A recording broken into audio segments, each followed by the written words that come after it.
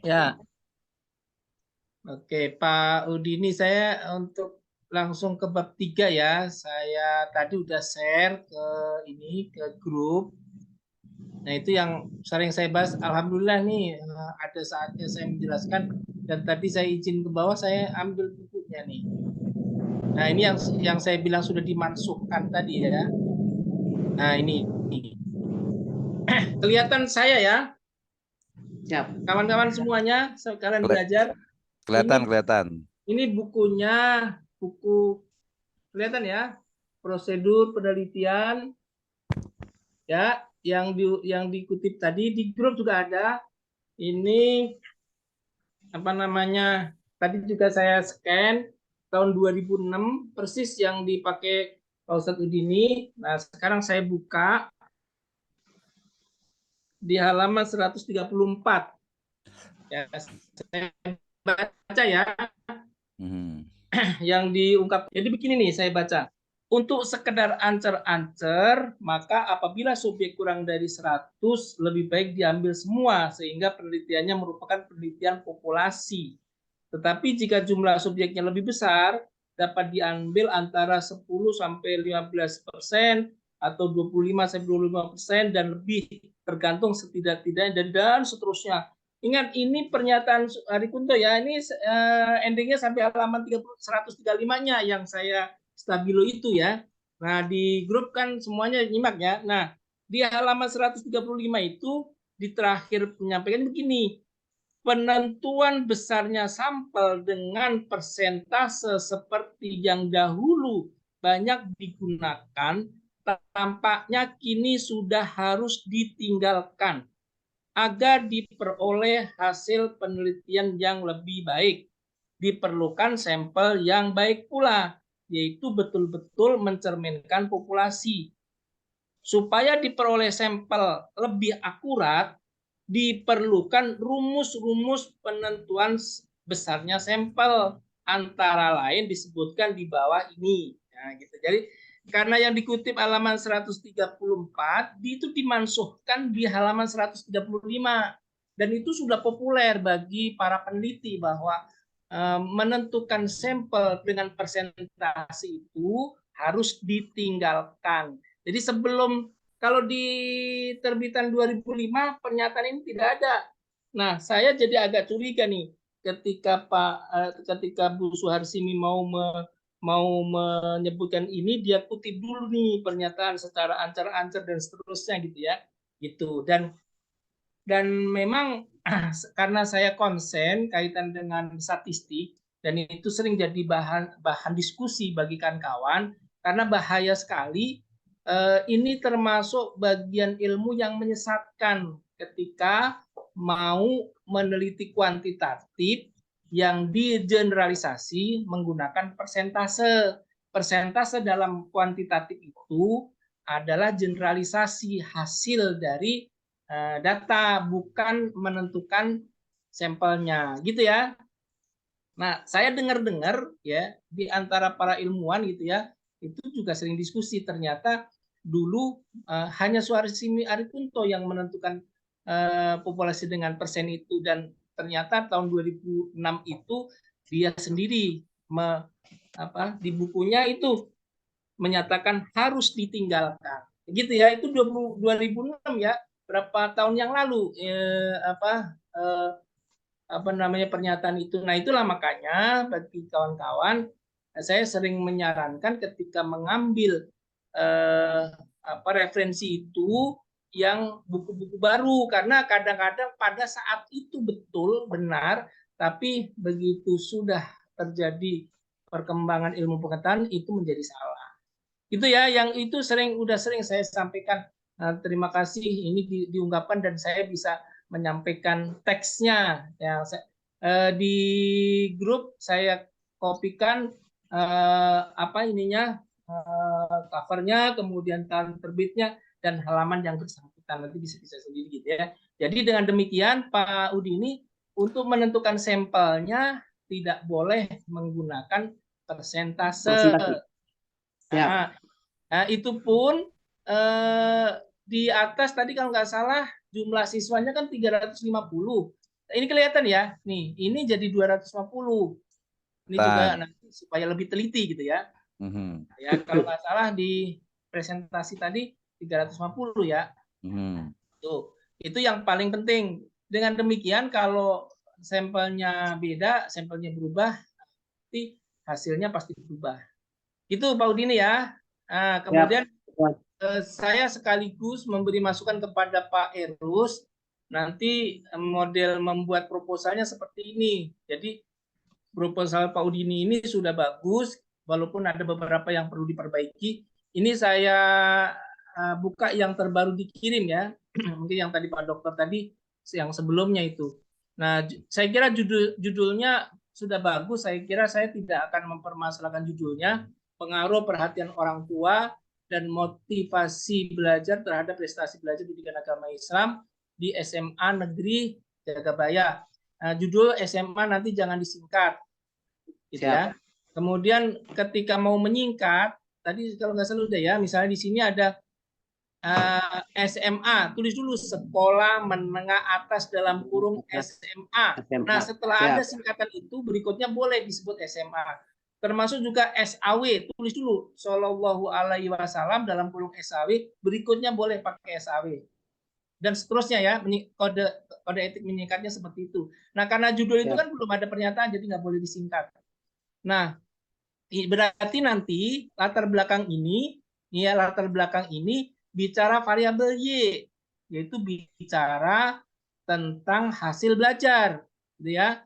Nah, ini nggak boleh ada lagi, ini kan terbaru nih, tapi masih ada salah nih. Ya, saya tandain ya Pak Udini ya, kelihatan ya.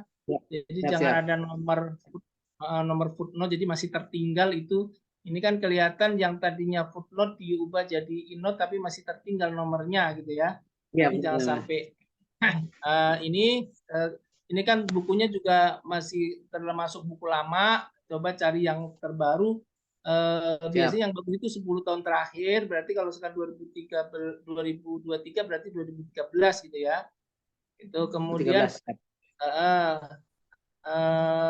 kesannya begini, nanti kalau buku-buku lama itu ini karya lama gitu. Ini apalagi nih ada yang masih terlalu lama ini ya. Sebenarnya udah bagus, tinggal nanti diperbaiki aja. Bisa kok ini dicari di internet gitu ya.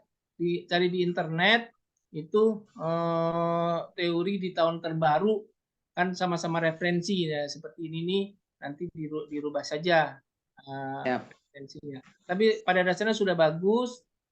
Jadi kalau judul jangan disingkat, kalau di sini nanti ada singkatan. Nah, di identifikasi ini kan pembatasan itu dari judul. Tadi judulnya apa Pak Udini? Pengaruh perhatian orang tua.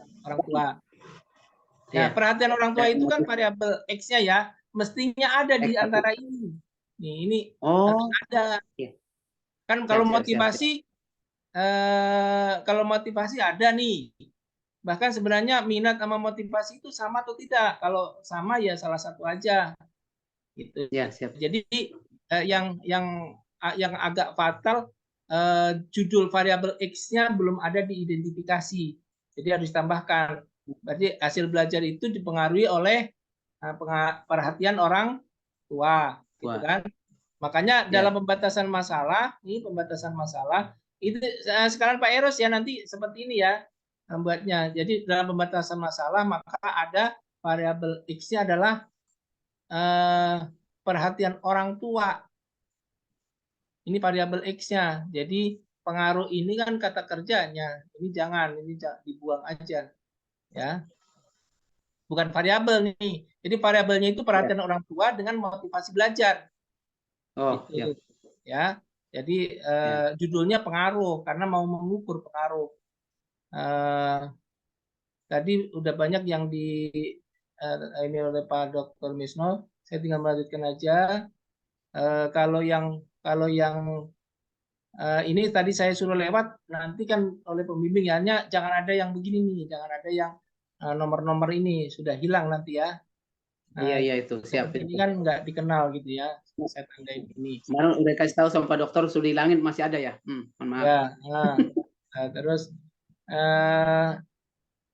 Nah, intinya nanti yang dibahas kan variabel X1, X2 gitu ya. Gitu. Nah, kita lanjut yang bab 3 aja, bab 2 nanti tinggal bimbingan aja ya.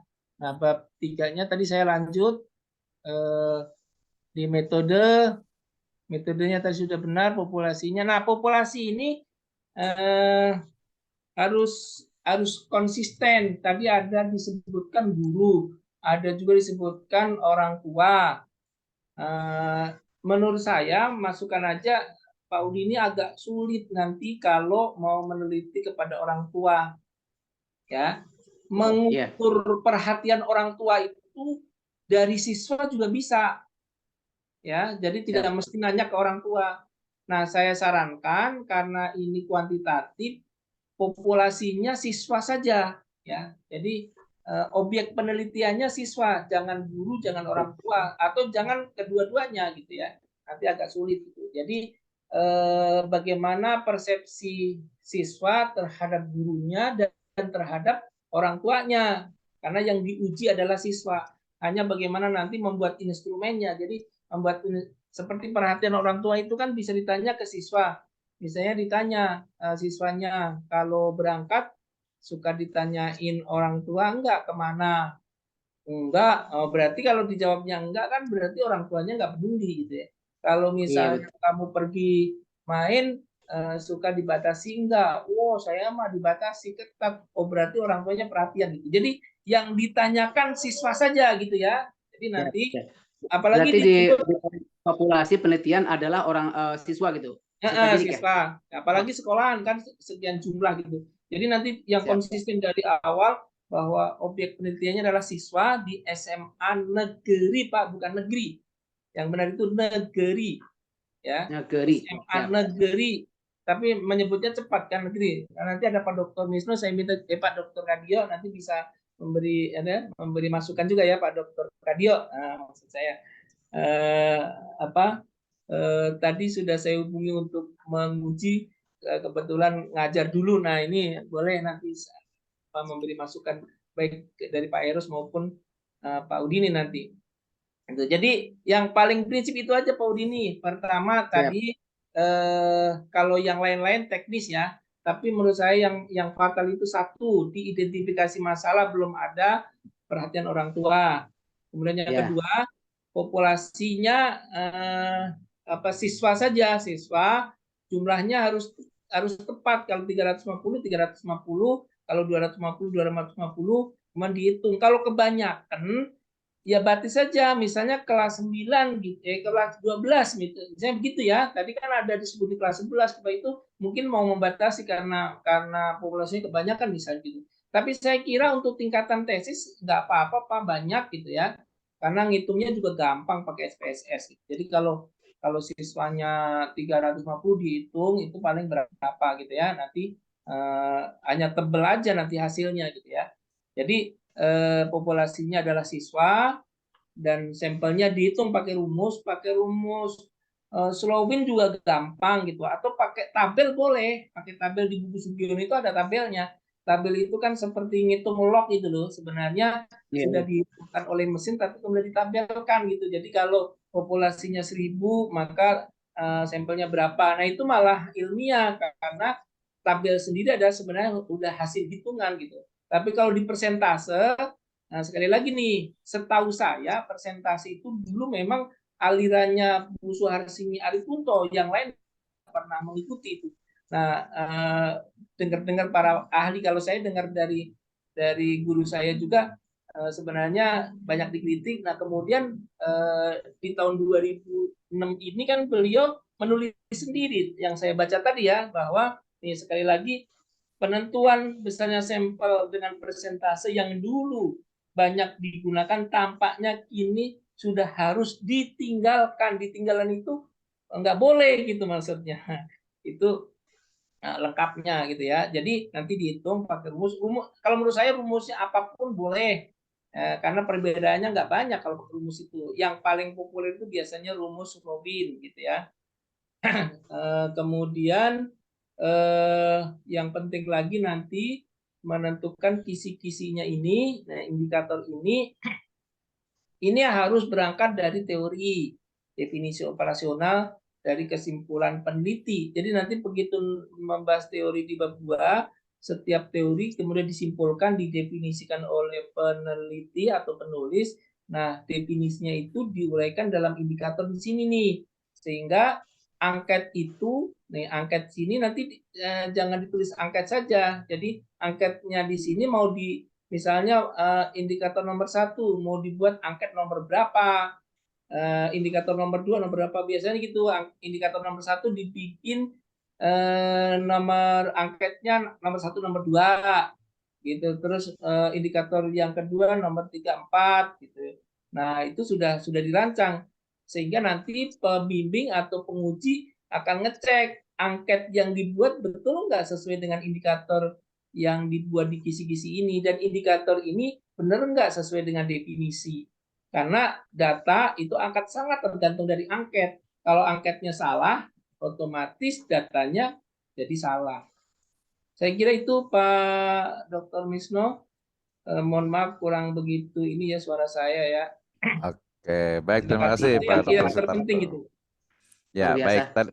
Tadi saya lihat sedikit juga ada tadi pengutipan cara mengutip untuk body note-nya itu kan dia nama terakhir gitu ya, kemudian tahun. Kalau yang pakai halaman itu dia Harvard style gitu ya, kalau pakai halaman gitu ya. Tapi kalau yang APS style itu dia tidak menggunakan halaman, langsung nama terakhir, kemudian langsung koma tahun gitu. Jadi seperti itu ya. Kalau sebenarnya sih dia yang penting konsisten di Sabilin, dia pakai dua-duanya sih. Tapi harus konsisten gitu. Jadi kalau mau halaman dia pakainya pakai halaman boleh, kalau mau menyangga berarti pakai hanya yang EPS style juga. Tadi penulisan beberapa sih nanti perlu diperbaiki saja. Baik, ini ada Pak Dr. Kadio mungkin mau komentar. Silakan Pak Dr. Kadio. Ya, silakan. Baik, Pak. Mhm. Assalamualaikum warahmatullahi wabarakatuh. Waalaikumsalam warahmatullahi wabarakatuh. Terima kasih. Sampai malam hari teman-teman masih semangat. Semangat. Dr. Misno nonton, tolong nanti difoto ya, karena foto screenshot-nya nanti dikirim ke kampus ya. Ya, Bisa ya? boleh, boleh. Bagus. Selamat kepada Pak Erus yang sudah membuat proposal, ujian proposal, dan Pak Udini sudah tampil proposal, tinggal waktu saja, waktu untuk menentukan penulisan tesis segera selesai. Saya yang Pak Erus belum menyimak tadi karena saya selesai mengajar langsung. Tapi waktu Pak Udini sudah tampil seperti itu dan sudah dikomentari secara penulisan oleh Pak Dr. Misno dan Pak Dr. Sutarto tentang statistik, ya, statistik. Kemudian saya akan mengomentari tentang kisi-kisi, Pak. Ya, kisi-kisi. Kalimatnya Pak Sutarto yang terakhir tadi bahwa penelitian kuantitatif itu utamanya sebenarnya di kisi-kisi instrumen. Nah, kalau judulnya tadi pengaruh perhatian orang tua, apa itu? Perhatian orang tua itu X1, terus yang kedua tadi apa? Motivasi belajar. Motivasi belajar terhadap apa? Terhadap prestasi. Terhadap prestasi. Di sini prestasi itu sebenarnya masih umum, Pak. Karena prestasi itu bisa akademik, bisa non-akademik. Nanti mungkin Bapak akan mengarah saja ke nilai atau nilai belajar, boleh nilai belajar. Jadi kalimatnya kalau menggunakan prestasi terlalu luas karena prestasi itu banyak. Tapi kalau langsung menukik kepada nilai agama, mungkin malah lebih mudah gitu. nilai agama. Jadi agamanya mentok di angka gitu. Nah, untuk yang pertama yaitu perhatian orang tua, ini variabel X1. Untuk X1 itu perhatian orang tua perlu indikatornya apa saja Pak Udini? Ya. Udini Pak X1 itu indikatornya apa perhatian orang tua? Tentunya di sini sebaiknya Bapak tidak menggunakan rasa Bapak, tetapi ada kutipan dari bukunya siapa atau peneliti siapa bahwa perhatian orang tua itu ada berapa indikator, gitu, berapa indikator. Jadi Bapak mengutip dari pendapat orang, pendapat ahli, bahwa perhatian orang tua itu meliputi 1, 2, 3, 4, dan seterusnya. Termasuk motivasi belajar. Motivasi belajar itu indikatornya 1, 2, 3, 4, dan seterusnya. Nah, dari indikator itu akan terbuat instrumen, ya, akan memunculkan sebuah instrumen. Nah, untuk instrumen paling itu minimal itu setiap indikator itu satu instrumen, ya, setiap indikator. Tapi boleh juga sebenarnya satu indikator lebih dari satu boleh lah, ya boleh lebih. Tapi nanti Bapak batasi sendiri nanti di situ. Tapi paling tidak itu satu indikator, satu instrumen. Kalau lebih tidak apa-apa. Seperti itu. Kemudian jadi pertama yang Bapak apa ya? Untuk membuat angket itu ini perlu mungkin konsultasi dengan Pak Dr. Sutarto ini untuk membuat angket itu, kisi-kisi membuat angket itu yang bagus bagaimana. Saya kira gitu. Terima kasih untuk komentar yang lain. Saya kira nggak apa-apa. Yang jelas teman-teman yang lain yang ikut kegiatan malam ini, ayo semangat. Ayo semangat. Semangat untuk maju ke proposal tesis. Sambil berjalan nanti tesisnya akan selesai. Jadi tidak usah menunggu sampai tesis terkumpul, data terkumpul, tapi mulai sekarang sudah membuat. Tadi malam ikut Zoom meeting, di grup lain itu, di kelompok dokter itu begini, disertasi yang sempurna adalah yang selesai. Jadi Bapak Ibu, ya, tesis yang sempurna adalah yang selesai. Mulai sekarang harus dibuat, mulai sekarang harus dikumpulkan. Semangat kepada teman-teman yang jauh di sana, yang di bau-bau. Sekarang sudah jam 11 Pak di sana Pak. Terima kasih Iya, Pak. betul. Enggak, silakan. Terima kasih Pak Dokter. Keren. Saya nambah sedikit Pak Udini ya. Nggak Ya, apa-apa Pak Eros, terutama seperti Pak Udini itu, walaupun awalnya nggak apa-apa lihat punya orang dulu gitu kan kegiatan itu, tapi pada akhirnya nanti pasti akan diperbaiki gitu ya. Nah, jadi teori-teori yang dulu pernah diungkapkan orang karena sudah nggak sesuai, nanti akan diganti dengan teori yang baru. Nah, itu terutama gitu. Jadi belajar itu nggak apa-apa, apa namanya ATM gitu ya. Nah, tetapi yang tidak boleh kan ngambil plug semua dari punya siapa terus diganti. Itulah nanti pasti ketika ada bimbingan dengan pembimbing, disuruh ganti bagian ini jadi seperti itu Pak Eros ya. Jadi apa yang terpenting hari ini disetujui dulu, direkomendasikan dulu judulnya apa, sambil jalan nanti dilengkapi. Gitu Pak Dr. Misnu.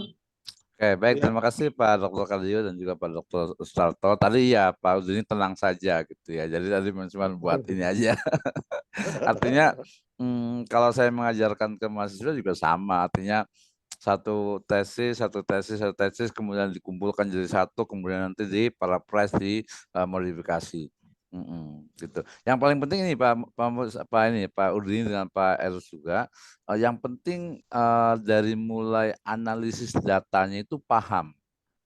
Mungkin awalnya dari pembuatan instrumennya, indikator variabel, indikator instrumennya, kemudian nanti dibagikan, kemudian menganalisis step by step-nya itu dikuasai, itu udah lulus gitu. Nah ini kayaknya hampir semuanya kan kuantitatif semuanya nih, jadi kayaknya mungkin perlu ini kali Pak Dr. Sutarto ya, ada semacam kayak workshop lagi untuk menganalisis datanya gitu kayaknya Pak Dr. Sutarto tuh. Perlu nggak kira-kira ya? Jadi teman-teman semua kan semuanya kan kuantitatif nih. Jadi minimal ada pengalaman lah, walaupun kemarin mungkin sudah sih sebenarnya gitu. Langsung praktek gitu. Boleh Pak, nanti memang kita akan adakan Zoom bimbingan bersama gitu ya. Jadi semua pembimbing itu memberi masukan-masukan. Jadi ada saatnya bimbingan satu persatu gitu ya. Nah terus nanti ada bimbingan bersama. Jadi kalau di S3 itu bimbingan bersama itu kan sebenarnya udah mau ujian gitu ya. Tapi kita adakan bimbingan bersama itu untuk memberi masukan silang gitu ya. Itu hampir kayak workshop juga kan gitu. Boleh itu nanti. Ya, diprogramkan nanti. Iya, jadi nanti biar teman-teman semua juga yang belum paham jadi Pak, jadi ternyata begini step by step-nya untuk penelitian kuantitatif gitu kan ya. Ya nanti minimal, apalagi ini kan katanya kan sebagian calon dosen nih. Jadi harus betul-betul paham gitu tentang metode penelitiannya step by step-nya gitu.